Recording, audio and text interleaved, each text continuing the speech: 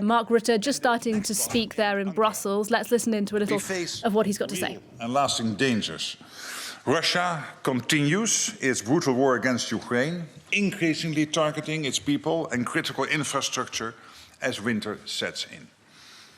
Russia is also demonstrating increasingly reckless behavior when it comes to NATO, such as violating our airspace, conducting cyber attacks, and deploying spy ships to map allies' undersea infrastructure. These incidents underscore the need for unwavering vigilance. We must continue to respond with strength, unity, and resolve. A key focus today was defense investment.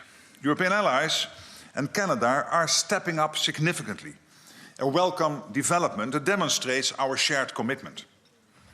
But we must do more, and all allies need to pull their weight to ensure that we are prepared and that the responsibility is fairly shared. Ministers discussed the planning underway to chart a credible path towards the commitment made in The Hague, investing 5% of GDP annually in defense. This will ensure we can develop and procure the core capabilities essential for our collective defense, including advanced systems for air defense. We reaffirmed that support to Ukraine counts towards this 5% target, as it directly contributes to our own security. Allies shared updates on their national plans, highlighting how increased spending is translating into tangible enhancements, such as bolstering forces on the eastern flank and modernizing equipment. This is not just about numbers. It is about building a stronger, more adaptable alliance capable of deterring any aggression and defending every inch of Allied territory. As we implement these measures, we are also addressing hybrid threats, whether sabotage, cyber attacks, or other efforts to destabilize our societies. Turning to Ukraine, we all want the bloodshed to end, and I strongly welcome President Trump's continued efforts to bring about a just and lasting peace. This is vital for resolving this conflict, and we support the United States in leading this effort. And as negotiations proceed, we cannot waver in our commitment to Ukraine. Every single day, Russian missiles and drones cause deaths and destruction, leaving civilians without heat, light, and water as winter approaches. Ukraine's security is closely linked to our own. Our support must continue unabated to help Ukraine defend itself today and deter tomorrow, for their own sake and for ours. During today's NATO-Ukraine Council, Foreign Minister Sibiya briefed us on the latest developments, Ukraine's urgent requirements, and progress on the path to a durable peace. EU High Representative Kallas joined us, underscoring the close cooperation between NATO and the EU in bolstering Ukrainians' resilience. Our support is making a real difference on the ground.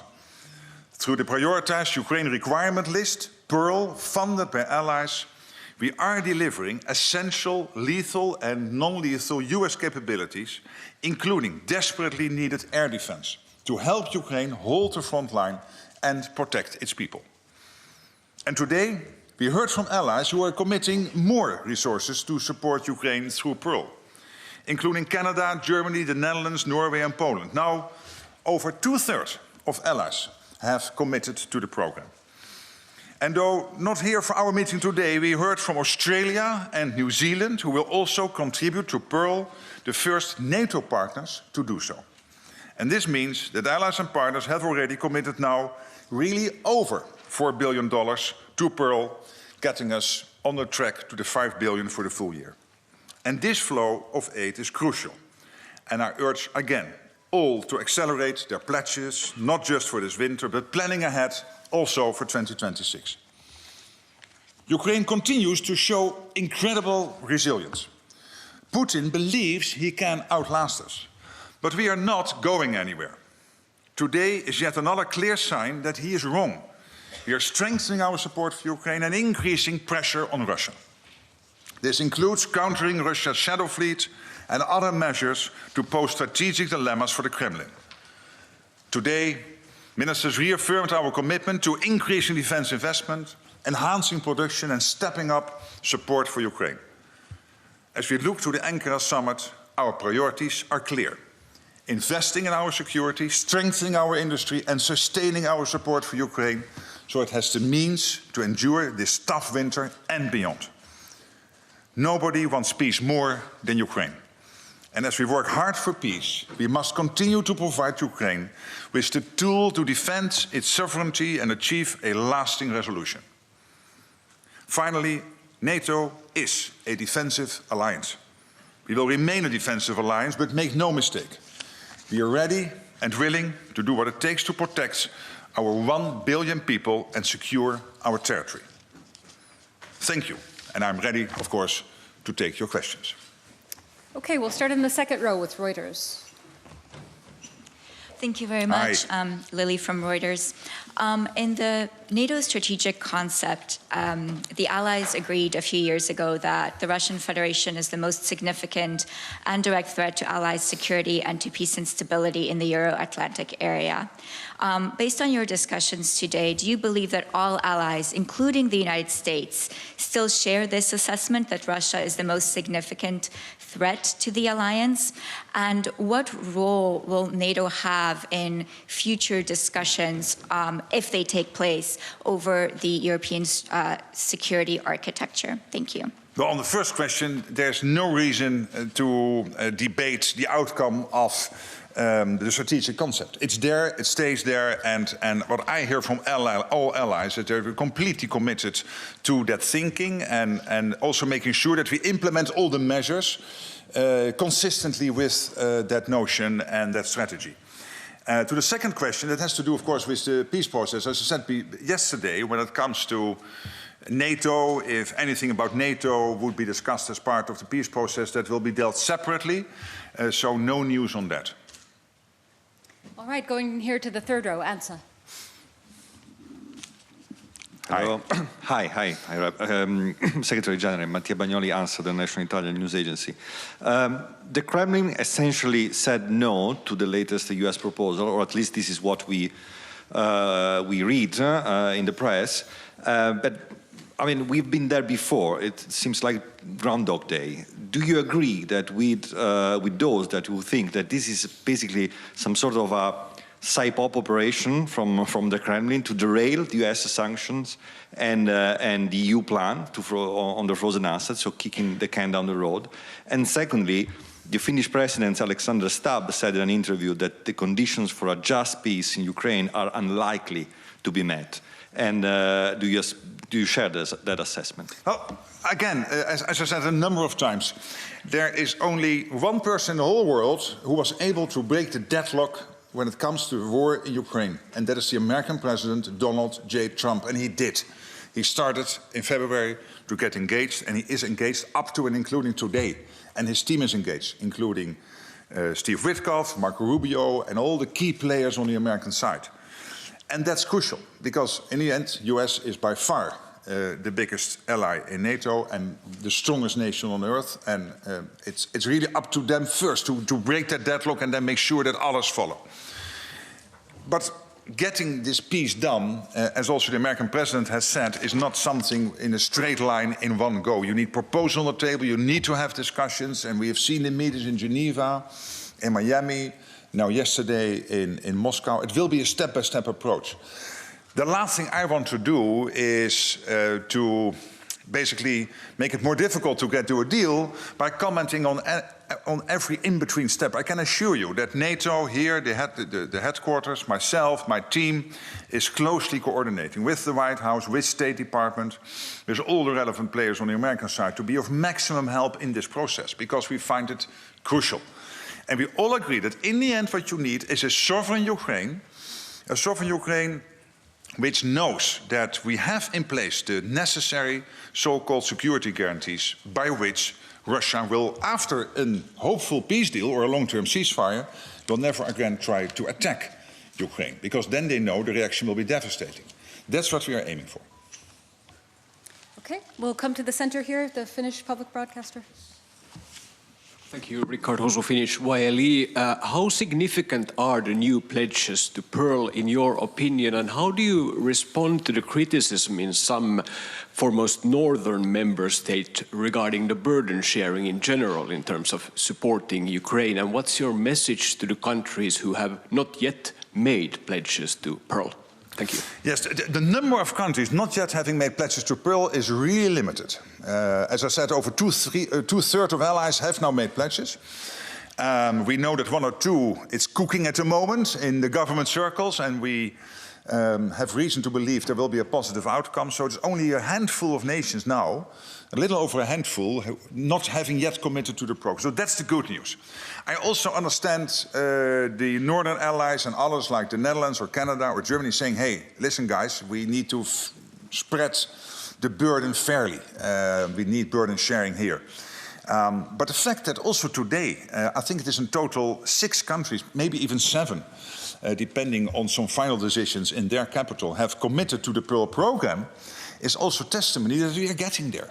And that the burden sharing is now in a much better place than it was only, let's say, 4 or 6 weeks ago. And the fact that now even New Zealand and Australia, and they are not in NATO, they are close NATO partners through the Indo-Pacific for cooperation, but they are not in NATO, that they have also now committed to the program is really great news.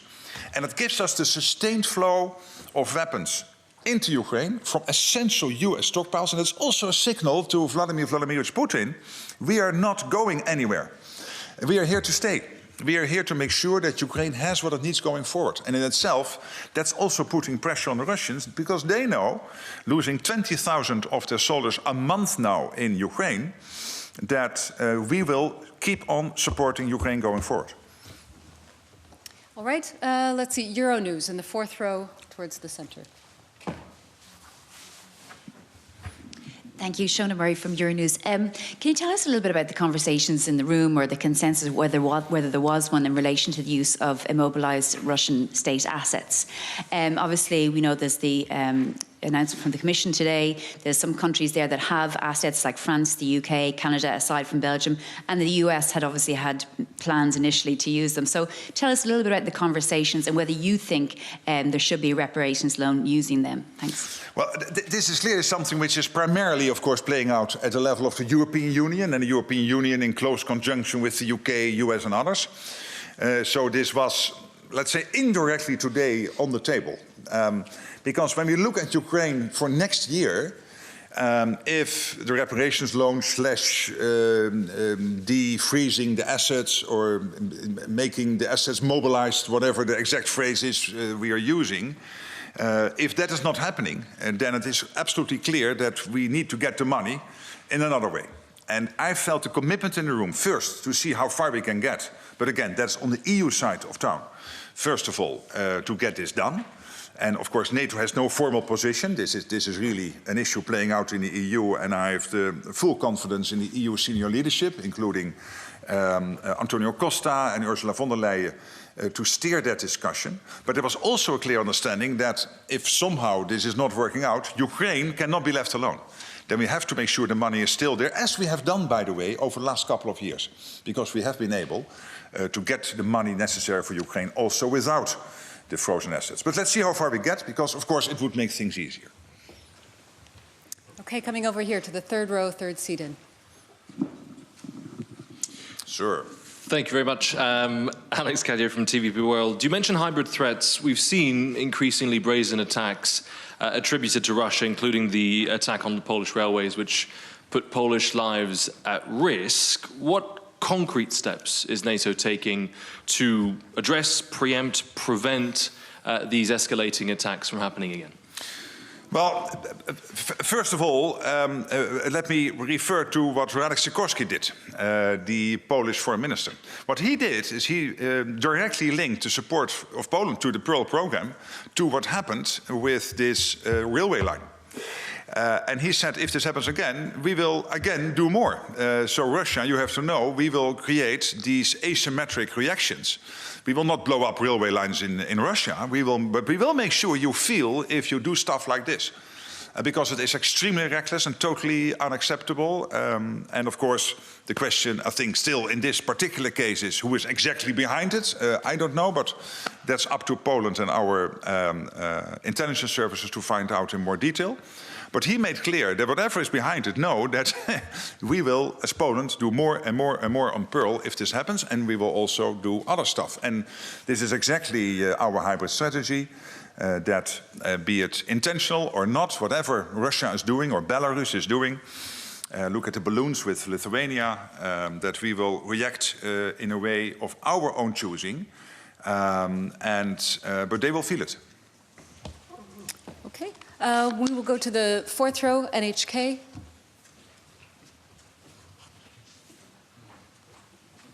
Satya from NHK, the public TV station of Japan. Thank you. Hello. Thank you. Ma'am. I'd like to ask about the annual report on China that has been endorsed today by the ministers, I believe. Could you share with us what new concerns were raised by the allies?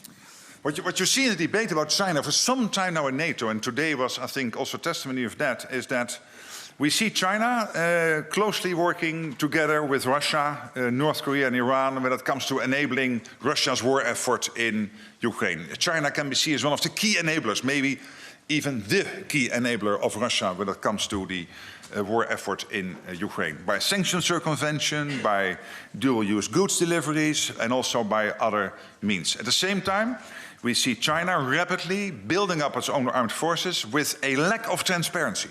There's a total lack of transparency. And what we do know is that even with the lack of transparency is that they will get to 1,000 nuclear warheads by the end of the decade, that they have now more Navy ships sailing than the United States.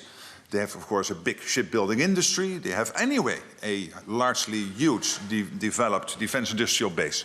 We have some of the biggest defense industrial companies in the world now are from China. 5 to 10 years ago, you would find none. Now you find a couple in the top 10. So this is all evidence that we cannot be naive. And we know they're thinking about Taiwan. And we also have the absolute conviction that if China would ever move against Taiwan, that first Xi Jinping will call Vladimir Putin and ask him to keep us busy in this part of the world. So these theaters, the Indo-Pacific and the Euro-Atlantic, are more and more interconnected. So this is the type of debate on which we build on today. All right, let's come here to the second row. We'll have first Moldova. Thanks. Good afternoon. Yulia Sarvan, Journal TV, Republic of Moldova. Mr. Secretary General, the airspace of the Republic of Moldova was repeatedly violated by Russian drones, and the risk is very high right now for the citizens. Are there any concrete measures that allies can take in order to protect our airspace? And the second question would be, recently Kaja Kallas stated that the withdrawal of the Russian troops from the Transnistrian region should be part of the discussion in the negotiations of peace.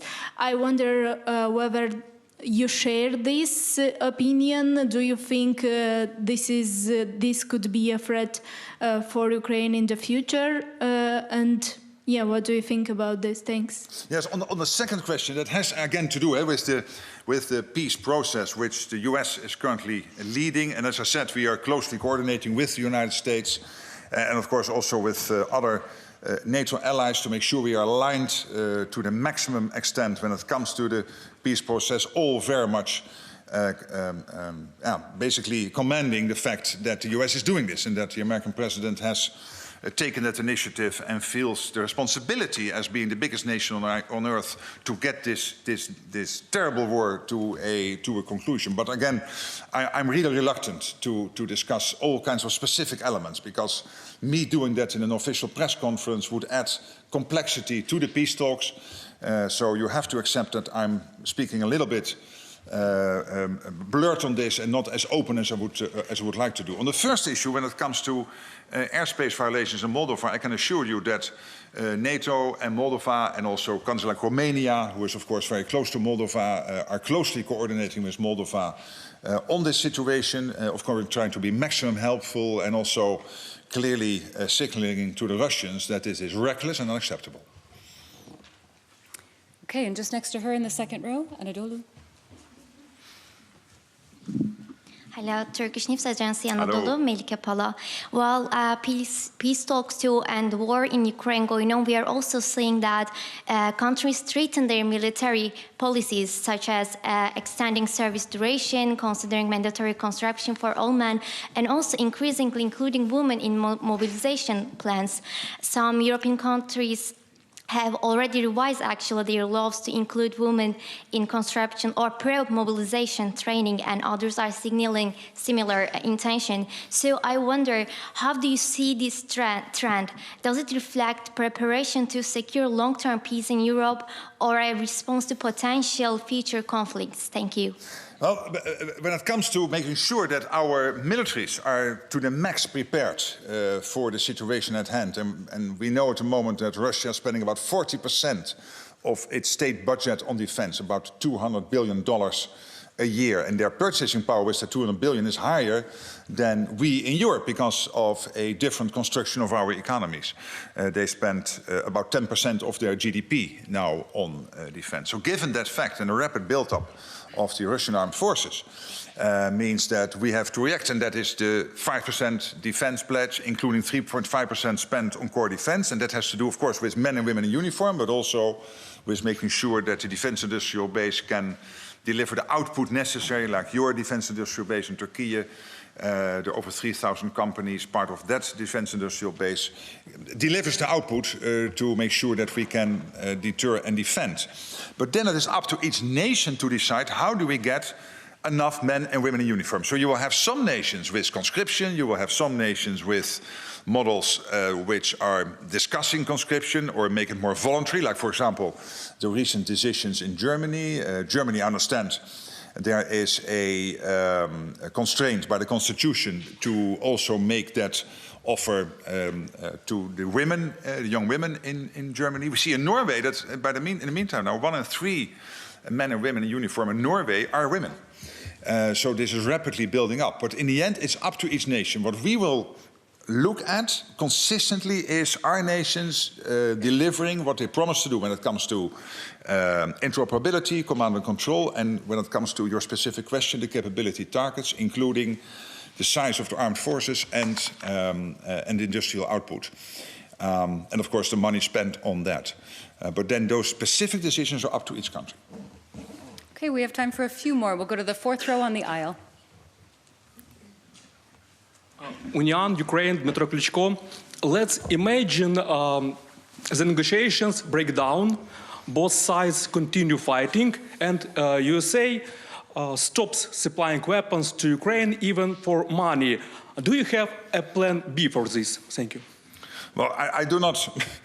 No, I don't think that plan B we have to think about. Because the US is very consistent in support for Ukraine, like all NATO allies are very consistent. Of course, what the US told us is we want to supply Ukraine with the necessary weapons, both lethal and non-lethal, but we expect Europeans and Canadians to step up when it comes to the paying for it. And that's this Pearl program, where the US is delivering the necessary weapons, including the air defense systems and the PAC-3 missiles for the Patriot systems, but also for the other air defense systems, and all the other stuff and all the military gear you need to stay as strong as possible in the fight, paid for by European and Canadian allies. That is the big program. It started in July, and at the moment already 4 billion, and I think by the end of the year 5 billion of that supply will have been delivered to Ukraine, critical material. But I have no reason to think that we have to prepare for those eventualities. Okay, 3rd row in the center here.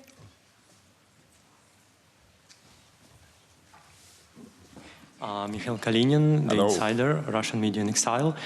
So my question is, what real pressure can NATO put on Russia to end the war, and why should it work? Because by now we don't see that Russia is ready to end the war, and nothing seems to work.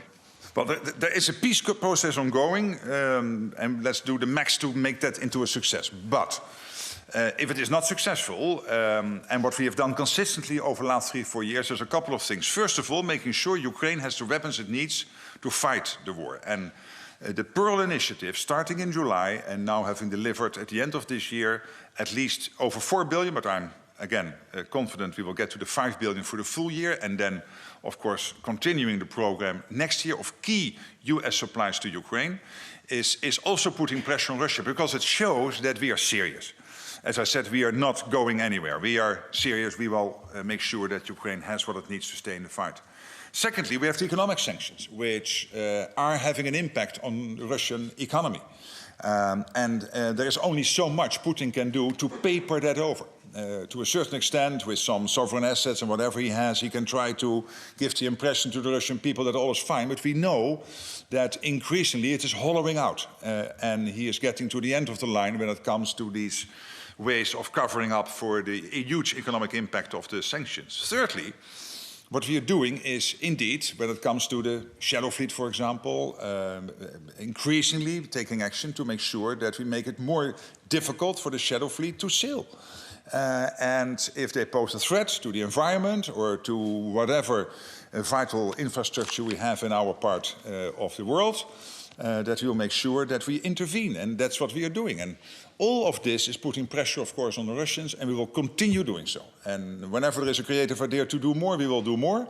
But I feel all allies really being extremely motivated to get this done.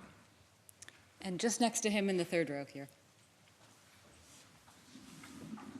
Hi, Alexei Minchonek, Belarusian independent media outlet Zerkalo. Relations between the United States and Belarus are going to improve. Now Washington has a special envoy for Belarus. In your opinion, shouldn't NATO also improve relations with Belarus? Could this help to separate country from Russia? Well, I commend the American initiatives to see how that relationship can be improved. And I'm in contact with the special envoy, who is a specialist on this, who is doing great work, who is also working on getting some of the people freed who are still in Belarusian custody. So all of this is positive. And of course, if other nations could help, we will. But at the moment, I think it is really important that the US is taking this initiative. Okay, and final question, we'll go over here to Deutsche Welle. Ksenia Polska, Deutsche Welle for Ukrainian and Russian service. Thank you very much for the floor. So you talked about what is already being done to put pressure on Russia, but I would like to know, you are familiar with the matter of the talks. I know you don't want to talk about the details very much, but do you know whether the Russian position, thanks to your American counterparts, has moved a tiny bit closer to the Ukrainian position within these days, thanks to all these measures that are being taken? And also, what should the next steps by NATO and the European Union, the allies and partners, be to actually make sure that at some point, and we hope sometime soon, both Russia and Ukraine sit at the table?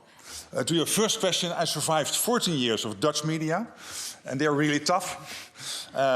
So I recognize the sort of question you ask, and I really respect it. But I will not get into it, because it still would get me into commenting on a process which I think benefits from me not commenting on it. So I will not do that. When it comes to the second question, we have to continue the pressure on Russia, because we do not know whether the peace process will eventually lead to a successful outcome. If so, we all pray for it. That would be fantastic, in a way where Ukraine is going forward as a sovereign nation, where Ukraine will be able to defend itself by its own armed forces, by credible security guarantees, so that other than what happened after the Minsk agreement, Russia will not try again post such a potential peace agreement. And that means continuing the flow of weapons, continuing the economic pressure, and therefore changing the calculus of President Putin, for him to understand that there is no way out, that eventually he will have to compromise, be it now, hopefully, and if not, in the near future. Thank you. Thank you all so much, and have a good afternoon. Have a great afternoon. Thank you.